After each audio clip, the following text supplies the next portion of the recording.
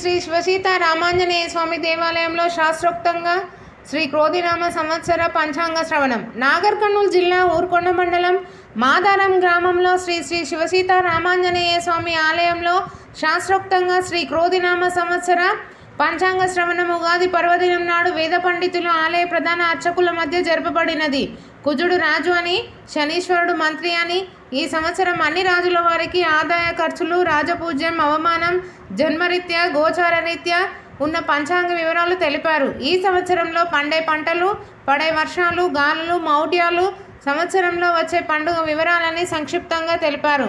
అనంతరం సీతారామాంజనేయ స్వామి అన్నప్రసాద కమిటీ వారిచే ప్రత్యేకంగా ఏర్పాటు చేసిన ఉగాది పచ్చడిని వేద మంత్రోచ్చారణ మధ్య ఉగాది పచ్చడిని భక్తులకు పంపిణీ చేశారు. భక్తి శ్రద్ధలతో అధిక సంఖ్యలో భక్తులు పాల్గొన్నారు. భక్తుల జన్మరీత్యా గోచార రీత్యా ఉన్న ఆదాయ ఖర్చు, రాజపూజ్యం, అవమానం, ఇతర పంచాంగ వివరాలు భక్తులు వ్యక్తిగతంగా అడిగి తెలుసుకున్నారు. అనంతరం నిత్య విష్ణు సహస్ర పారాయణ సమితి సభ్యులచే విష్ణు సహస్ర పారాయణ పఠనం చేయించారు. ఈ కార్యక్రమంలో ఆలయ అర్చకులు రాఘవేంద్ర శర్మ, ఆలయ కమిటీ చైర్మన్ అల్వాల్ రెడ్డి, మాజీ సర్పంచ్ దేప నిఖిల్ రెడ్డి, ఉప సర్పంచ్ హుస్సేన్, వాయిస్ ఎంపీపీ అరుణ్ రెడ్డి, పాపిశెట్టి చంద్రమోహన్, పాపిశెట్టి మాణిక్యం, గుండా నరేందర్, మన్యం రవీందర్ రెడ్డి, ప్రేమచందర్ రెడ్డి, వీరారెడ్డి, కమ్మర్ రంగయ్య, బొలగం నరేందర్, వీరారెడ్డి తదితరులు పాల్గొన్నారు.